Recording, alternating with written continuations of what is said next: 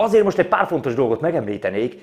Elől-hátul átütőtengely. Persze ez alap lehet egy ilyen kategóriánál, de az mégis említése méltó, hogy a váz átütőtengelyt rejt. Pressfit középrész. Igen, ugye itt már a préseléses középrész van, nem a menetessel találkozunk. De ami érdekes, ami különlegesebb, persze a crossmax kerekek mellett, hogy a hajtás nagyon brutál. Hátul 11-50-es. Ekkora lánckerék, már mondhatni lánctányér, mint a hajtómű esetében már majdnem annak is nevezném, nem is lánckeréknek, egyenesen lánctányérja van. Bizony volt már dolgom a hegyekben olyan kerékpárral is, amikor a váltás az nem igazán úgy működik, ahogy kell.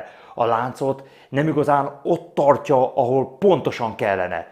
De ez a SRAM, ez azért, tehát megvan, amikor a rider dönget lefele, szállsz a kerékpárral, és stabilan ott marad. Ott marad a lánc, ott marad a váltás. Hát, tudja azért a dolgát.